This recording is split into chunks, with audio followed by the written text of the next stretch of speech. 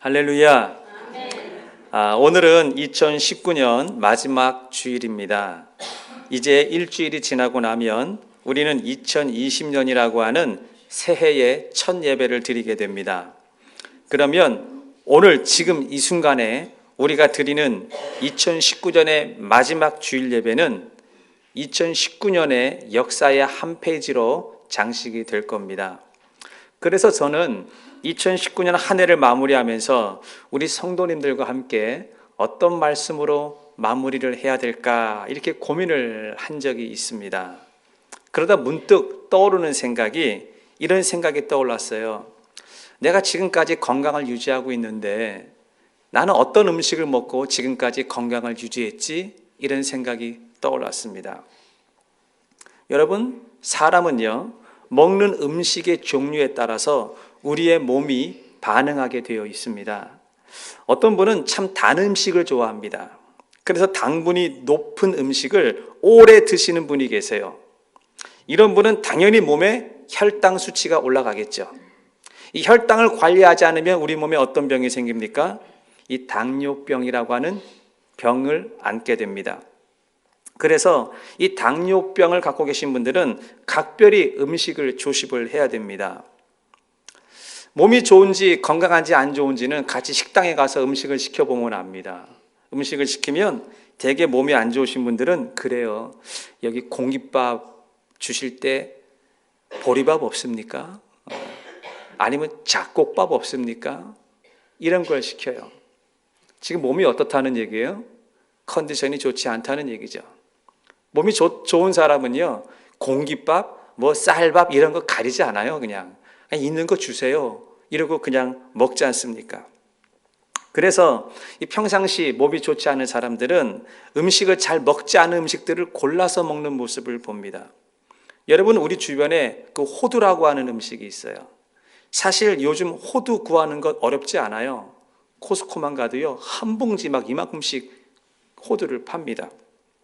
그런데 그 흔한 음식이지만 우리는 그걸 자주 먹지 않습니다. 그러나 몸이 안 좋은 사람은 호두가 어디에 좋다라는 얘기를 알고 그 흔한 음식을, 자주 먹지 않은 음식을 사서 먹는다는 얘기예요. 양파도 그렇습니다.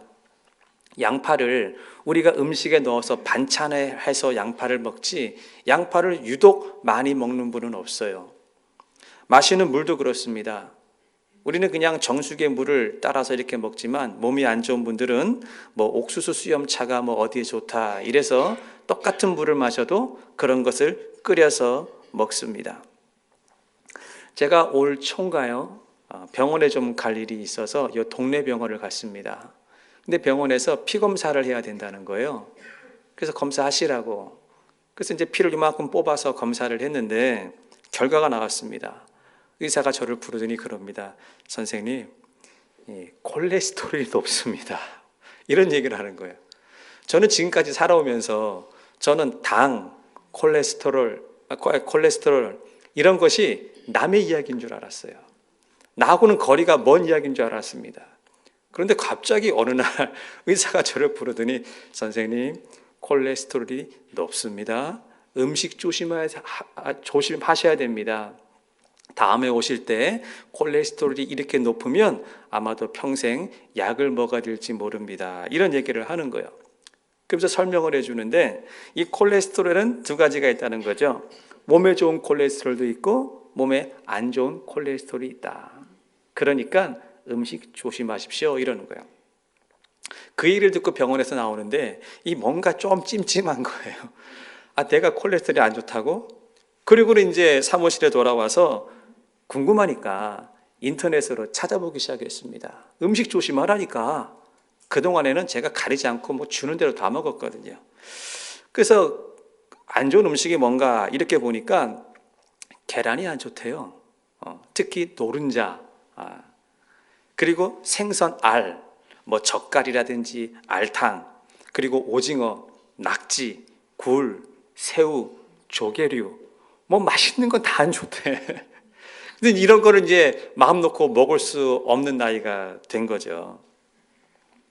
그래서 조금 더 이렇게 인터넷을 뒤져보니까 이 콜레스테롤 수치가 높으면 우리 몸에 어떤 반응이 나타나는가 궁금했어요. 그래서 좀 이렇게 찾아보니까 이 혈관 속에 이 혈전이라고 하는 게 생긴답니다.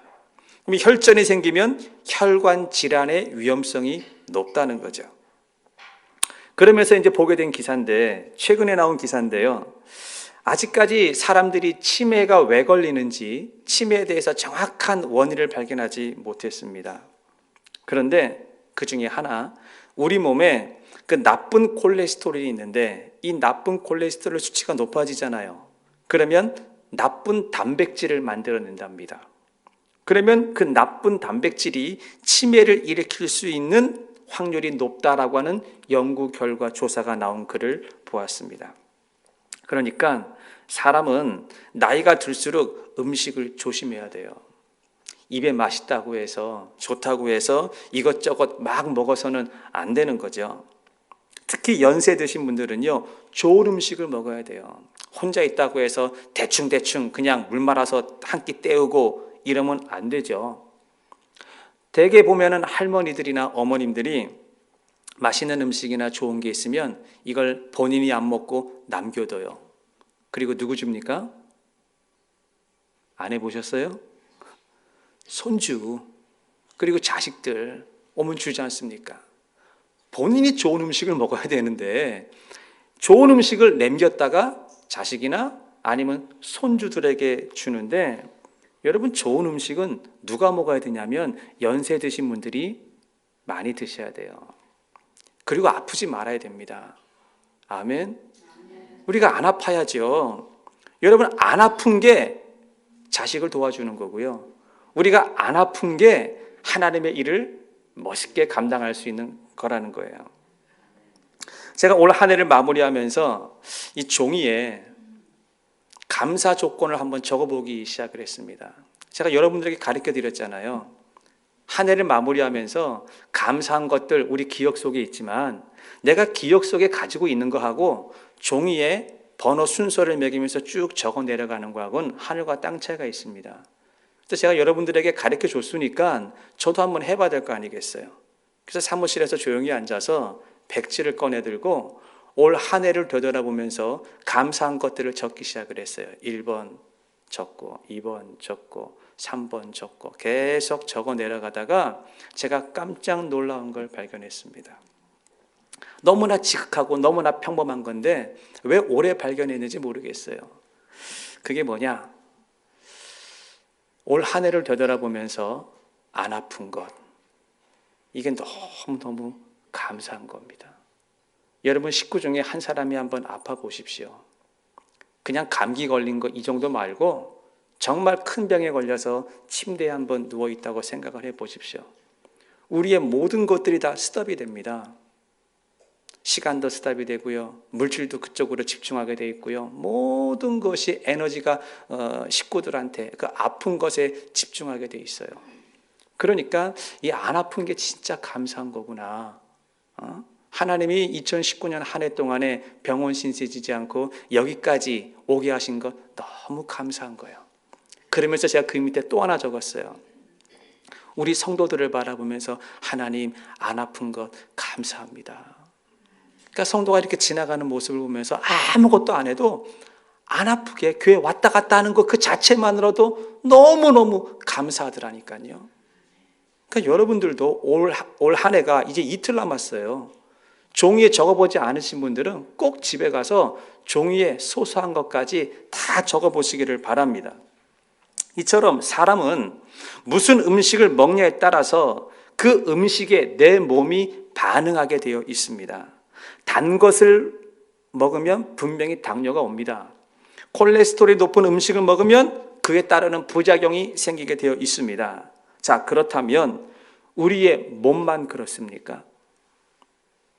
우리의 영적인 몸은 어떻습니까? 우리는 지난 1년 동안의 신앙생활을 하면서 어떤 영의 양식을 먹었느냐라는 겁니다. 저는 이런 생각이 들어오면서 내가 지난 1년 동안에 무슨 설교를 했지? 궁금해지기 시작을 했어요.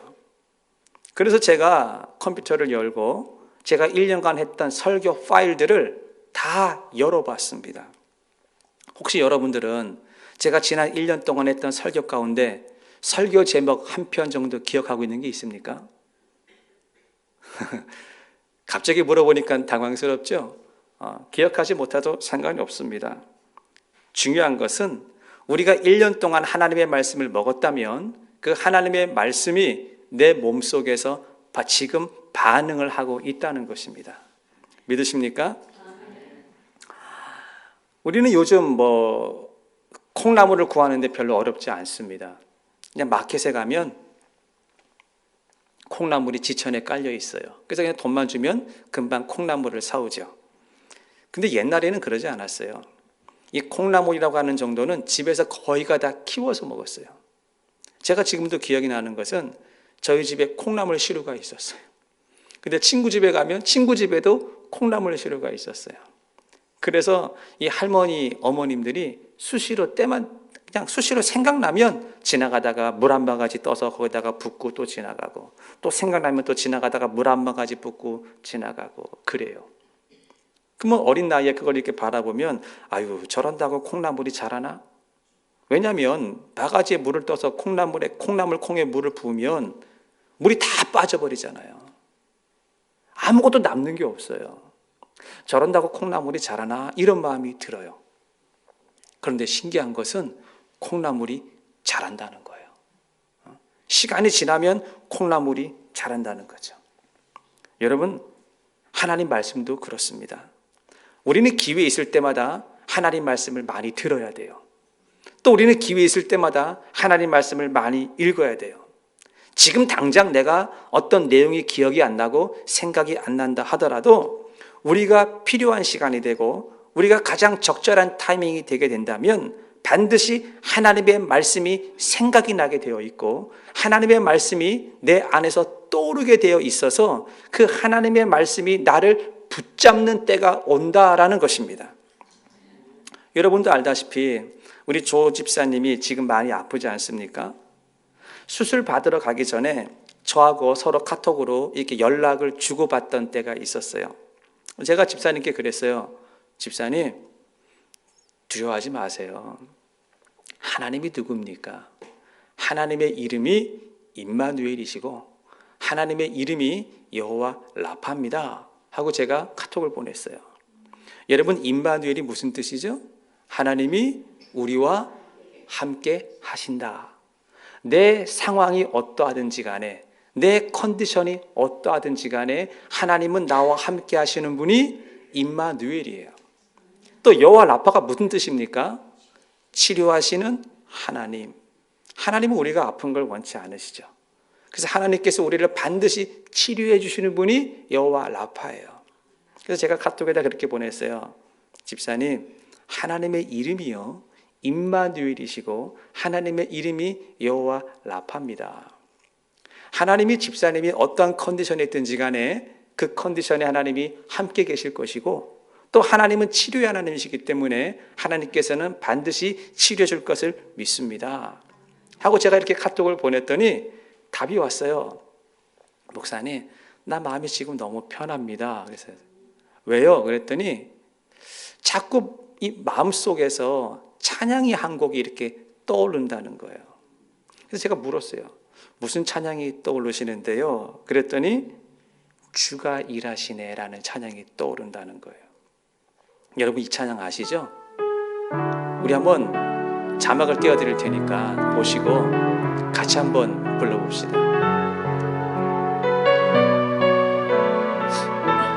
날이 저물어 갈 때,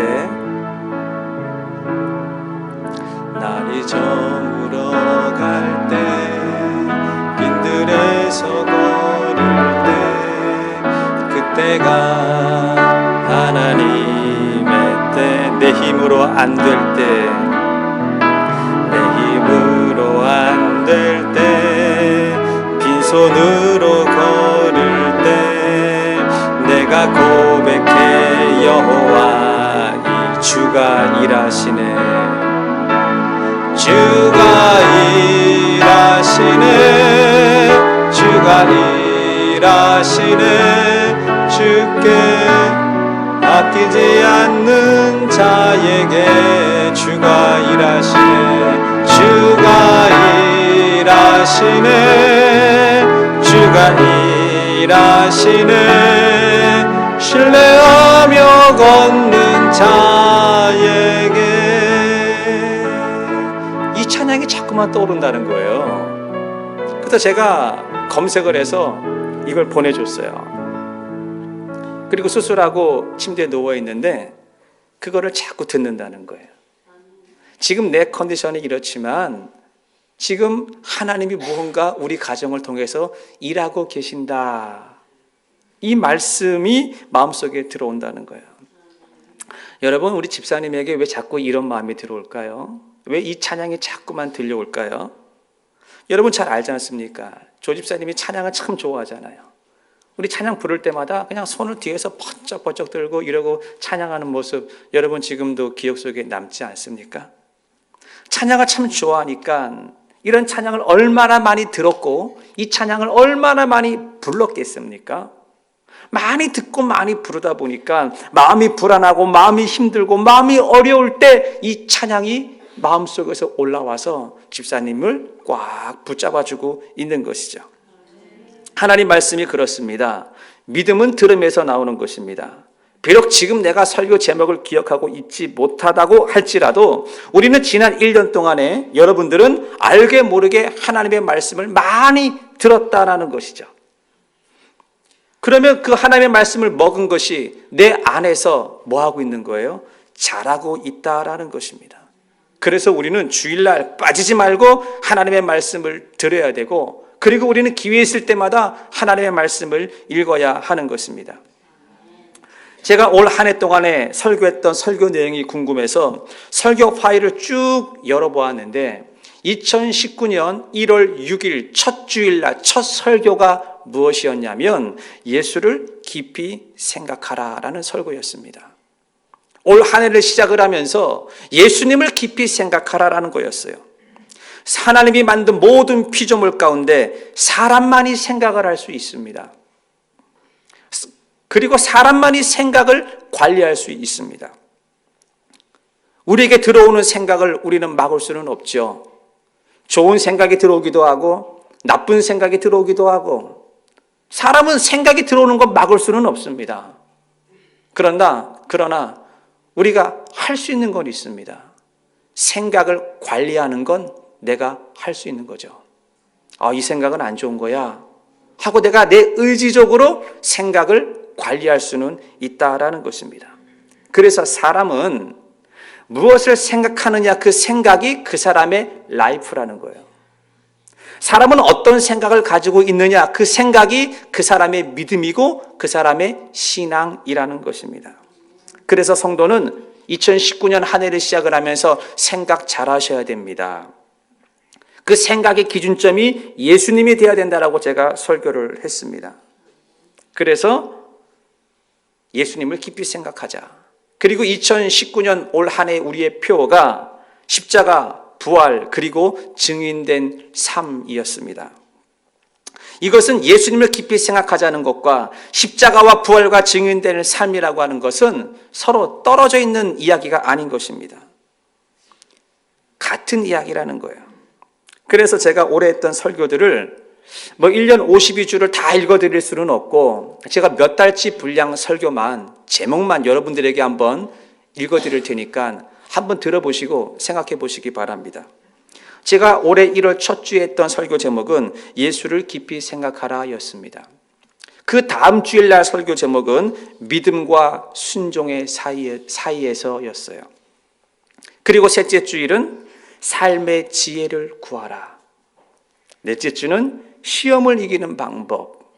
그 다음 주는 삶의 균형 감각을 잡아라. 그 다음 주는 내 믿음을 나에게 보여라. 그 다음 주는 말이 바뀌면 인생이 바뀝니다. 그 다음 주는 다시 지혜를 구하라. 그 다음 주는요, 성도는 무슨 이유에서도 싸워서는 안 됩니다. 그리고 그 다음 주는요, 허탄한 생각을 버려라. 이런 종류의 설교를 해왔습니다. 여러분들이 지난 1년 동안에 먹었던 영적인 양식의 메뉴가 이런 메뉴였습니다.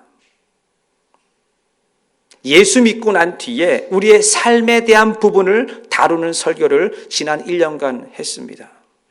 그래서 성도는 삶이 바뀌어야 된다는 이야기를 참 많이 했습니다. 그리고 이것을 표어로 만든 것이 십자가, 부활, 그리고 증인된 삶이었습니다. 제가 그동안 목회를 하면서 성도들을 이렇게 쭉 살펴보게 되면 이 성도들의 영적인 컨디션이 다 다른 걸 알 수가 있습니다. 십자가, 부활, 그리고 증인된 삶이라고 하는 잣대를 놓고 볼 때 어떤 사람은 십자가 앞에 서 있는 사람이 있습니다. 십자가 굉장히 중요한 사건이죠. 모든 사람들은 반드시 십자가를 경험을 해야 됩니다. 십자가 앞에서 예수님이 자신을 위해서 죽으신 것을 우리는 반드시 경험을 해야 됩니다. 그래서 십자가 앞에서 회개가 일어나야 되고 십자가 앞에서 죄 용서함을 경험받아야 됩니다. 그런데 그게 답니까? 그 자리에서 머물러 있어서는 안 된다는 거예요.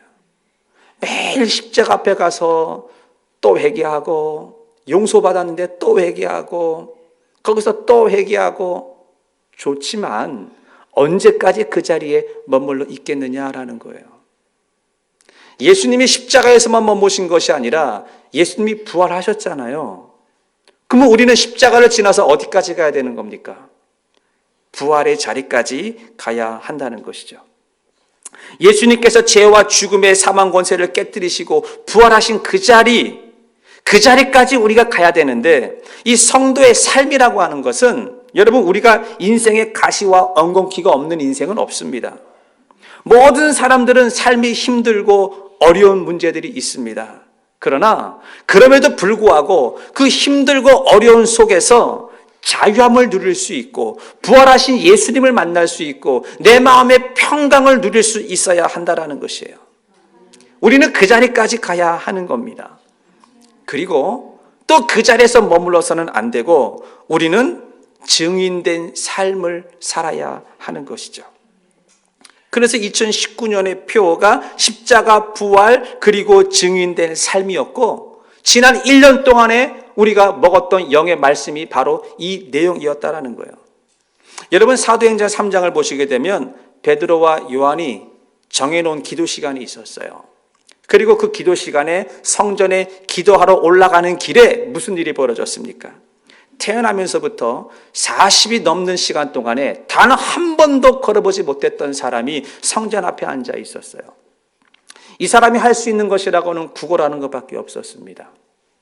그래서 한 끼 때우기 위해서 지나가는 사람들한테 동냥을 하고 있었어요. 그날도 베드로와 요한이 성전으로 올라가는데 이 구걸하는 자가 한 푼 주세요, 배가 고파요 이런 식으로 구걸하고 있을 때 베드로와 요한이 뭐라고 했습니까? 은과 금은 내게 없지만은 내게 있는 곳으로 내게 주노니 곧 나사렛 예수 그리스도 이름으로 일어나 걸어라 라고 이야기를 하고 그들의 손목을 붙잡아 일으키니 곧 발과 발목에 힘을 얻어서 그가 걷기도 하고 뛰기도 했다라는 기록이 되어 있습니다. 자, 그러자 많은 사람들이 이것을 보고 무슨 반응이 일어났습니까? 수많은 사람들이 너무나 놀라운 거예요. 그 마을에, 그 동네에 이 안진뱅이는 유명 인사였어요. 한 번도 못 걸었잖아요. 동네 사람들이 다 알고 있어요. 그런데 그 동네 사람이 다 아는 그 사실이 이 사람이 일어나서 걷기도 하고 뛰기도 하니까 얼마나 놀랐겠습니까? 사람들이 베드로를 신으로 본 거예요. 그리고는 어디 가지 못하게 붙잡기 시작을 했습니다. 나도 고쳐주세요. 나도 고쳐주세요. 그리고 많은 사람들이 베드로와 요한을 붙잡으러 왔다는 거예요. 사도행전 3장 12절에 보니까 베드로가 이것을 보고 백성에게 말하되 이스라엘 사람들아 이 일을 왜 놀랍게 여기느냐? 우리 개인의 권능과 경건으로 이 사람을 걷게 한 것처럼 왜 우리를 주목하느냐? 그랬습니다. 베드로가 하는 말을 잘 들어보시기 바랍니다. 왜 날 보고 있냐? 왜 사람을 보고 있냐? 사람이 고친 것이 아니라 우리가 정말로 주목해야 될 대상은 누구냐? 예수 그리스도라는 것입니다. 믿으십니까? 사랑하는 성도 여러분, 우리 삶 속에 일어나는 모든 일들 가운데 우리는 사람을 주목해서는 안 됩니다. 내 삶에 일어나는 모든 환경 가운데서 그 배후에 역사하시는 분은 누구예요? 예수님이세요. 하나님이세요.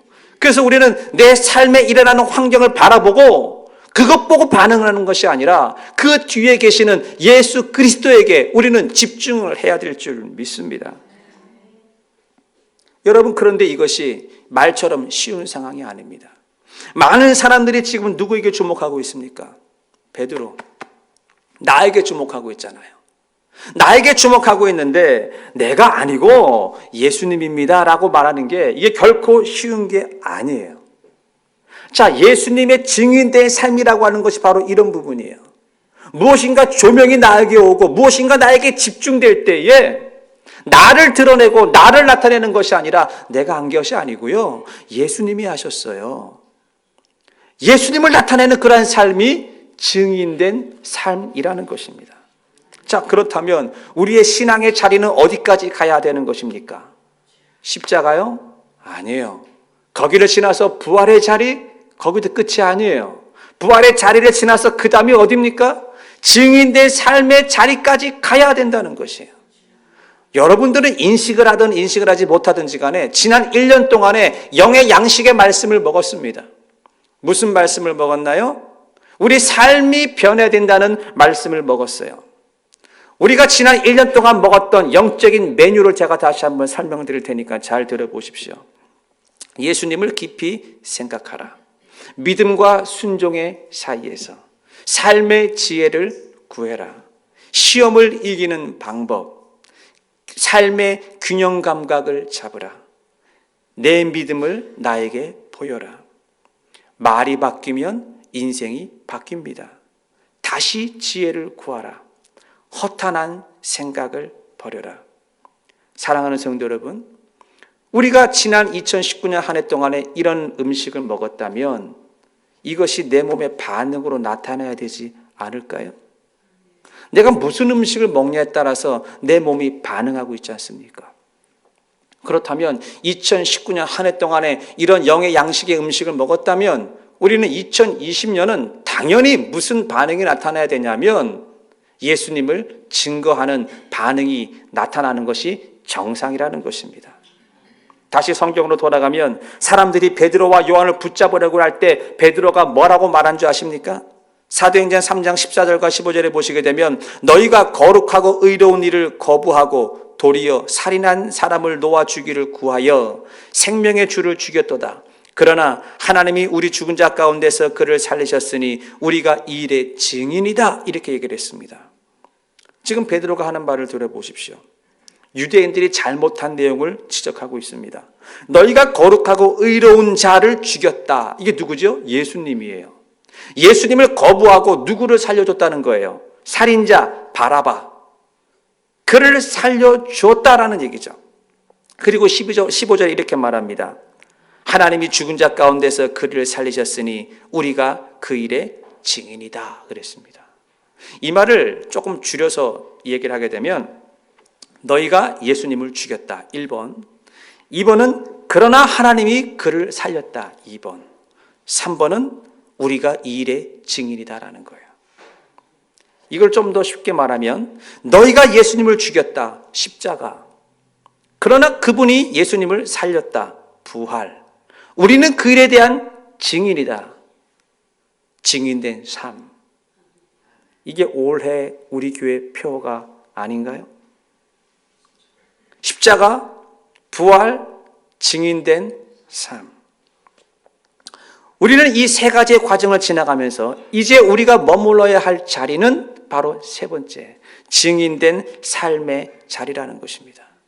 2019년 한 해를 마무리하면서 우리는 증인된 자의 삶을 2020년도에 나타내야 한다라는 것입니다.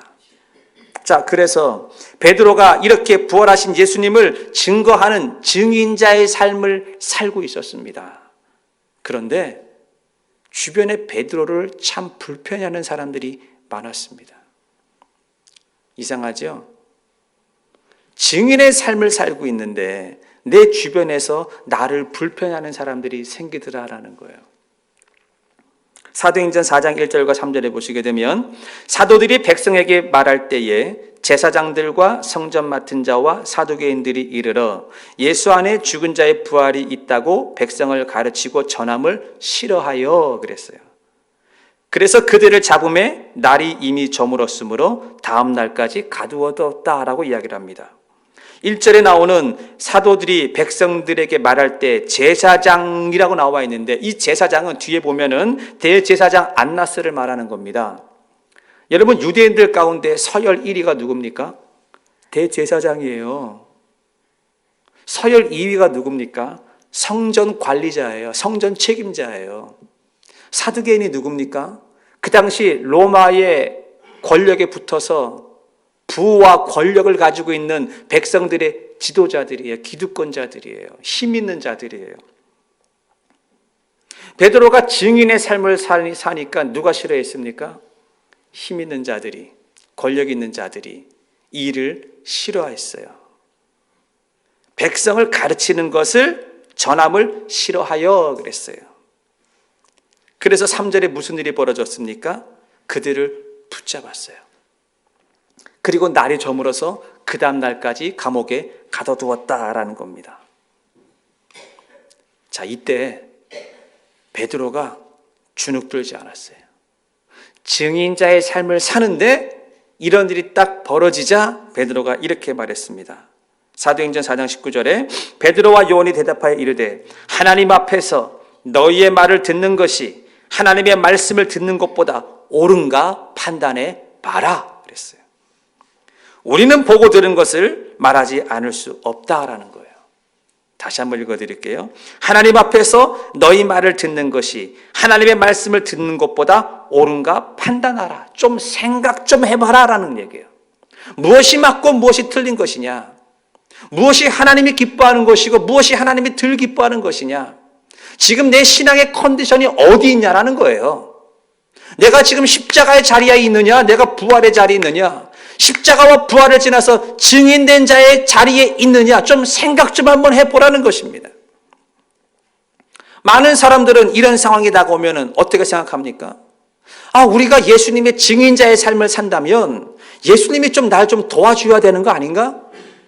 이런 생각을 해요.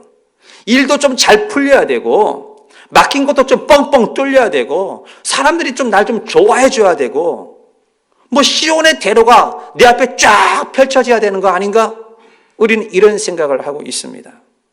그런데 현실은 정반대였습니다. 사람들이 싫어해요. 그리고 불이익을 당해서 감옥에 갇혀 있게 됩니다. 그런데요, 우리는 이 상황을 조금 한 발자국 멀리 떨어져서 큰 그림을 봐야 됩니다.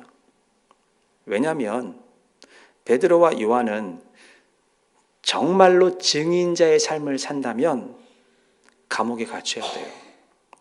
왜냐? 감옥에 갇힘으로 인해서 무슨 일이 벌어졌습니까? 소문이 더 커졌어요. 베드로가 했던 일이 더 이슈화되기 시작을 했어요. 베드로가 무슨 일을 했죠?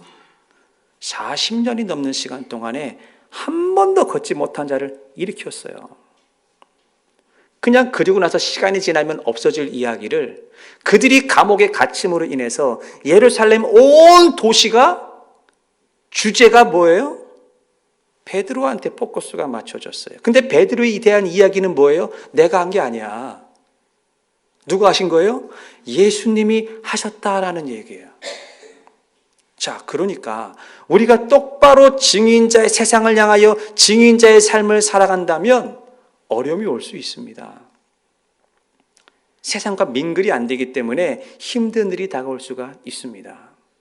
근데 중요한 것은 그 힘들고 어려운 일 속에서 내가 증인자의 자리를 잘 지키게 되면 그 힘들고 어려운 일이 변하여 하나님 앞에 영광을 돌리는 일이 된다라는 것입니다.